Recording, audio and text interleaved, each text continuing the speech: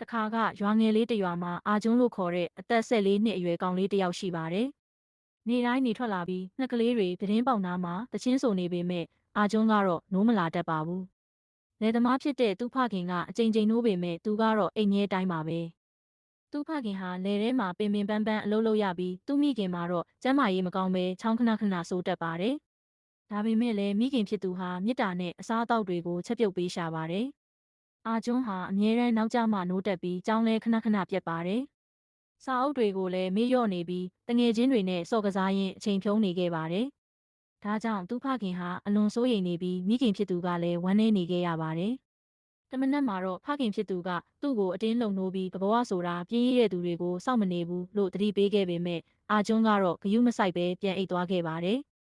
တနေ့မှာတော့အာကျွန်းဟာကျောင်းသွားမယ်ဆိုပြီးထွက်လာခဲ့ပေမဲ့လမ်းမှာတငယ်ချင်းတွေနဲ့တွေ့ပြီးကျောင်းမသွားဘဲစော့ကစားနေခဲ့ပါတယ်။ညနေအိမ်ပြန်ရောက်တဲ့အခါကျောင်းသွားခဲ့တယ်လို့ဖခင်ဖြစ်သူကိုလိန်ညာပြောဆိုခဲ့ပါတယ်။ဒါပေမဲ့ဆရာရဲ့သားကအမှန်အတိုင်းပြောလိုက်တဲ့အတွက်ဖခင်ဖြစ်သူအလွန်ဒေါသထွက်ပြီးအာကျွန်းကိုစူပူချိန်မောင်းခဲ့ပါတယ်။အာကျွန်းဟာငိုယိုပြီးသူ့အခန်းထဲပြေးဝင်သွားခဲ့ပါတယ်။ညဘက်မှာမိခင်ဖြစ်သူကအစားအသောက်ယူလာပေးပြီးသားမှာရွှေလိုမှုမြတ်တဲ့စိတ်နှလုံးရှိပါတယ်လို့ချော့မော့ပြောဆိုခဲ့ပါတယ်။ဖခင်ဖြစ်သူကတော့အာကျွန်းမှာစီကံမရှိတာကိုစိတ်မကောင်းဖြစ်နေခဲ့ပါတယ်။နောက်ဆုံးမှာတော့မိခင်ဖြစ်သူရဲ့အကြံပေးချက်အရပညာရှိဂုရုကြီးတစ်ပါးစီကိုတွားရောက်တွေ့ဆုံဖို့ဆုံးဖြတ်ခဲ့ကြပါတယ်။နောက်တစ်နေ့မှာမိသားစုအားလုံးဗညားညောင်ပင်ကြီးအောက်မှာရှိတဲ့ဂုရုကြီးစီရောက်သွားခဲ့ကြပါတယ်။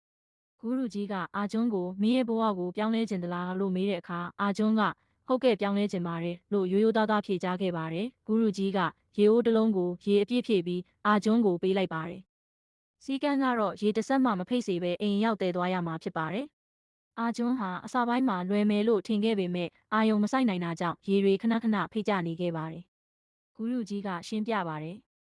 ဘဝဆိုတာဒီရေအိုးလိုပဲအောင်မြင်မှုရဖို့ဆိုရင်ခြေလမ်းတိုင်းမှာအပြည့်အဝအာယုံစိုက်ဖို့လိုတယ်အလေးအထကောင်းလေးတွေကိုနေ့တိုင်းပုံမှန်လုပ်ရမယ်တရက်မှမပြတ်ကွက်စေနဲ့အာယုံလွင့်ပြန်ခြင်းကရှုံးနိမ့်မှုကိုဖြစ်စေပြီးနေ့စဉ်လေ့ကျင့်မှုကမင်းကိုတတ်မှစေလိမ့်မယ်ဂုရုကြီးကအာကျွန်းကိုအလေးထားတစ်ခုစီအတွက်ကြောက်ခဲတစ်လုံးစီစုစုပေါင်း9လုံးပေးပြီးအောက်ပါအတိုင်းတင် जा ပေးခဲ့ပါတယ်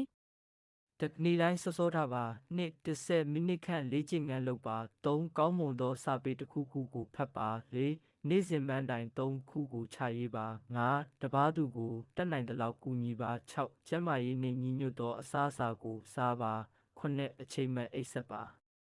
အာကျွန်းဟာဒီအလေးထားတွေကိုနေ့စဉ်မပြတ်လေ့ကျင့်ခဲ့ပါတယ်ရက်သက်တစ်ပတ်တွေကုန်လွန်လာတာနဲ့အမျှသူဟာအရင်ကထက်ပိုမိုစည်းကမ်းရှိလာပြီးចောင်းစာမှာလည်းထူးချွန်လာပါတယ်သူ့ရဲ့ပြောင်းလဲမှုကြောင့်ဖခင်ဖြစ်သူကဂုဏ်ယူလာရပြီးစိုးရိမ်စိတ်တွေလျော့နေသွားတဲ့မိခင်ဖြစ်သူရဲ့ကျန်းမာရေးလည်းပြန်လည်ကောင်းမွန်လာခဲ့ပါတယ်။6 လအကြာမှာတော့အာကျွန်းဟာရွာမှာစံပြကောင်လေးတစ်ယောက်ဖြစ်လာခဲ့ပါတယ်။သူဟာမိမိကိုယ်ကိုပြောင်းလဲနိုင်ုံသာမကတခြားကလေးငယ်တွေကိုလည်းဒီအလေးထားကောင်းတွေအတိုင်းလိုက်နာနိုင်အောင်ပြန်လည်မျှဝေပေးခဲ့ပါတယ်။သင်ခန်းစာလေးကတော့နေ့စဉ်လှုပ်ဆောင်တဲ့ရိုးရှင်းတဲ့အလေးထား9မျိုးဟာဘဝတစ်ခုလုံးကိုထာဝရပြောင်းလဲပြစ်နိုင်ပါတယ်။ယနေ့ကစပြီးအာယုံစိုက်လေ့ကျင့်ပါ။သင်၏အနာဂတ်သည်တင့်ကိုစောင့်ကြိုနေတာကိုမမေ့ပါနဲ့အားလုံးကိုကျေးဇူးတင်ပါတယ်။ဒီလိုပုံမြင်ကောင်းလေးတွေနားထောင်ဖို့ကျွန်တော်ရဲ့အကောင့်ကို follow လုပ်ဖို့မမေ့နဲ့နော်။